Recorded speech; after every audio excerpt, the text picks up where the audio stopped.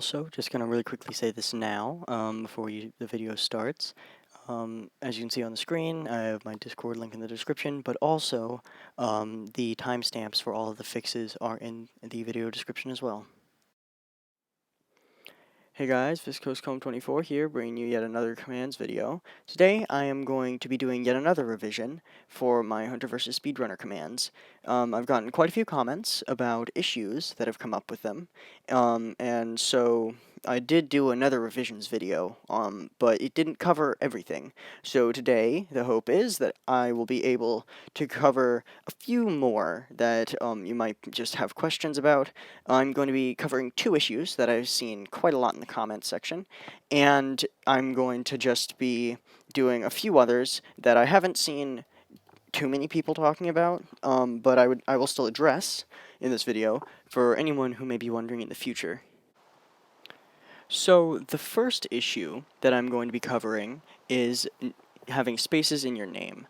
I saw a lot of comments of people being like, it's not working, and then later on finding out that the real issue was just that they had a space in their name. Now, the reason for this is because of the way that Bedrock Edition works with the Xbox accounts. You can still have a space in your name so long as it's, you don't have an Xbox account. You're not logged into your Xbox account. This is an issue because if you have the command block just set up like I had in the original video, it won't be able to detect or understand your name, and it'll just break the entire command. So, for example, if I just do /execute at a name equals, I'll just do ViscosComb, and then I put a space between the 24. You'll see once I put the end bracket, the command up in the little chat window doesn't actually continue on and highlight those coordinates. So when I put in my tildes, then keep on going, and put in a few more tildes. There you go, it's done. You will see it doesn't understand what's going on. It can't read it because there's a space. You've broken up your name. So the fix for this is this. You have to put the name of the speedrunner in quotation marks. Now, I don't know how this is on every platform, but I found that there have been times when my quotation marks will change the font, like the way that this does. As you can see, it changes the font. That is an issue. So, to combat this, obviously, you have to look for the right quotation marks that don't set your chat or text to a different font. Now, as you can see, I have @E right now. That's simply because I'm going to be making this armor stand over here act as our speedrunner for this demonstration and future demonstrations later on in the video. So you can set it to @A when you are doing this for yourself to just play with your friends. But for now, that's just why I've set it to @E. Now I'm going to put in the name of our speedrunner, and an end quote and an end bracket. That right there is what you have to do. You have to put the name in quotation marks if it has a space in it. And then you just continue on with the command as normal. 3 tildes, set world spawn, and then yet another 3 tildes. And there you are. Now it's all set, and it is setting the world spawn point to our speedrunner. That's the fix. Very simple, very quick, and I hope that this was helpful. The next issue that I want to cover is sort of a combination of two issues. It's the idea of bed abuse that I've talked about in all the videos I've made covering these commands. Well, both, not all, just both. And it's just the idea that if you have the spawn point command here, setting everyone's spawn point to wherever in the world you want the spawn point to be, and you have it go off only once, then everyone's spawn point will be only set once. So if I quickly press this button, you'll see I'll get a compass because I'm not the speedrunner, so now I have 6 compasses. But if I quickly go into survival mode and then do /kill, you will see that I spawn right where the command block told me to spawn, 164-0. So that's kind of the idea behind it. But the issue is if I were to say place down a white bed, or just any color bed, sorry, just a bed, and sleep in it, it would eventually skip to dawn, and you can see in the chat that my respawn point has been set. So, when I die now, I will be respawning at the bed. Amazing. You know how beds work. So, that's just... you might be wondering, well, what's wrong with that? That still works. But when I break the bed, my spawn point has now been obstructed from the bed. And the way that this all works is that this command block right here is only doing /spawn point instead of /set world spawn. This command is doing /set world spawn so that our compass will point at Mr. Speedrunner, as you can see. So, once you break the bed, your spawn point becomes obstructed, and your new spawn point is defaulting to the world spawn, which is coincidentally the speedrunner. So now that my bed is broken, when I do /kill, or just I die, and hit respawn, I respawn at the speedrunner. Now, I have a very small respawn radius in this world, but, I mean, as you can see in the chat, your home bed was missing or obstructed.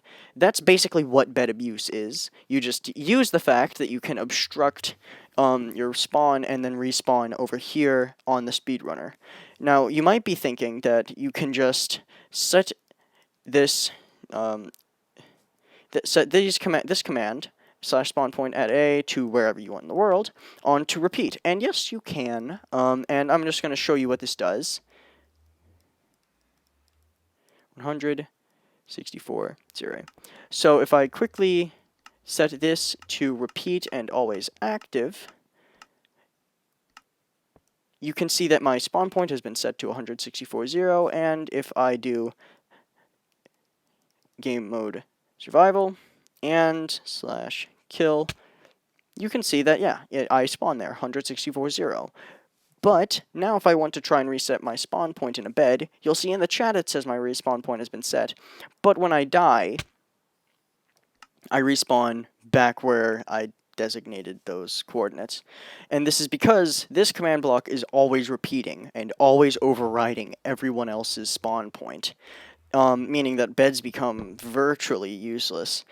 This is the best solution that I've been able to think of, though, because, well, obviously, detecting when someone's died is very, very difficult to do.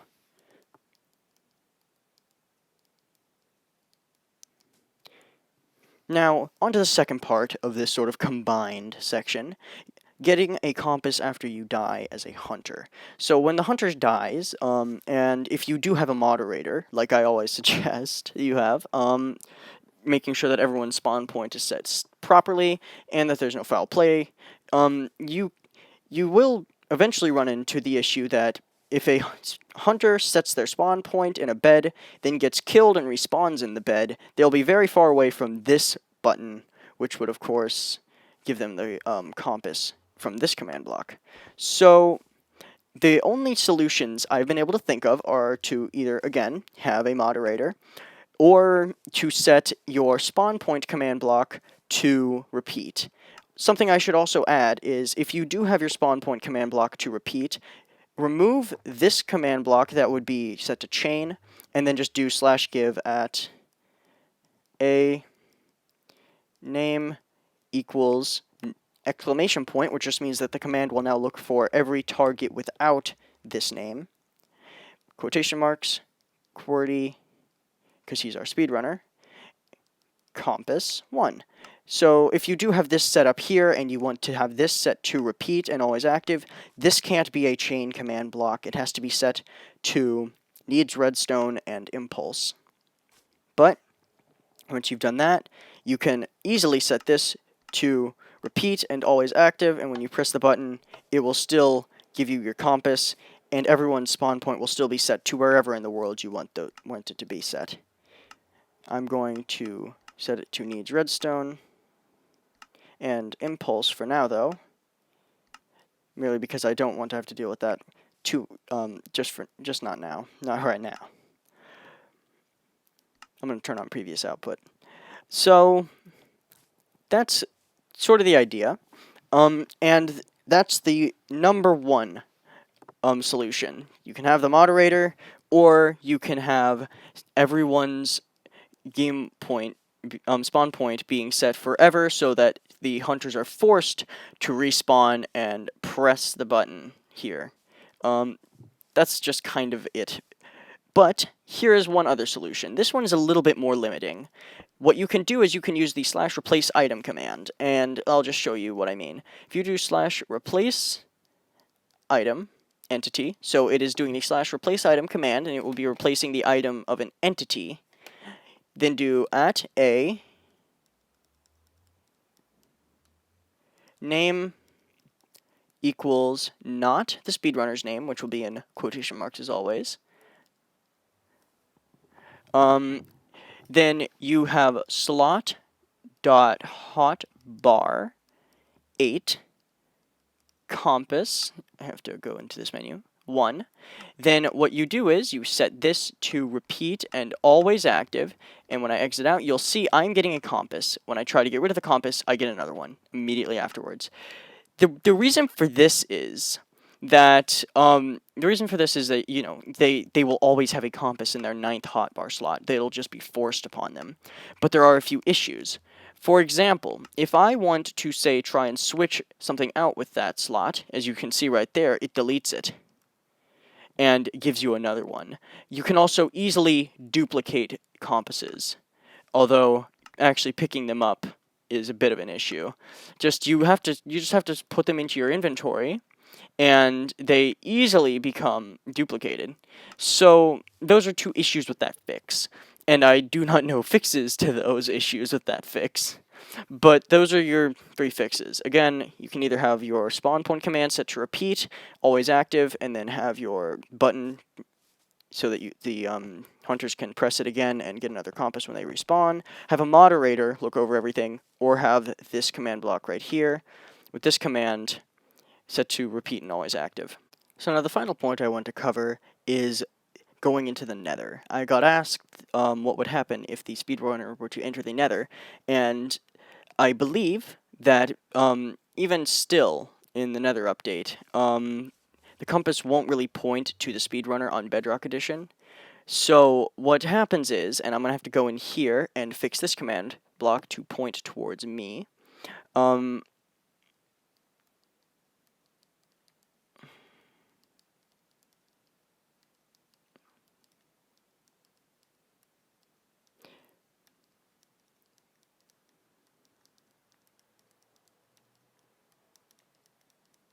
So if I have the command block making it so the compass points towards me, if I equip this guy with the compass, you'll see that the compass is now pointing towards me. If I go into the nether portal now, you'll see it won't point towards me anymore. What'll actually happen is it'll point to where I last was before I entered the nether. So, as you can see, compass is spazzing out, but in the overworld, the compass will be pointing towards where I last was.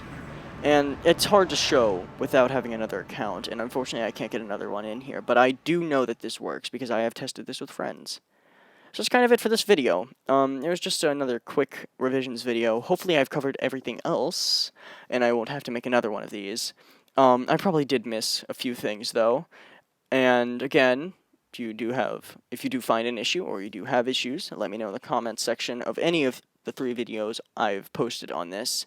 But yeah, that's just going to be it for this video. I hope you all enjoyed this quick commands video. I hope it was coherent, or somewhat easy to follow. And I do, again, as always, hope it was helpful. So, thanks for watching. I'm ViscorsComb24, and I'll see y'all next time. My God, this like single command blocks thing has become almost a series on my channel now. So yeah, hope you all have enjoyed watching this one. Fuck you, Kappa, and I'll see y'all next time. Bye.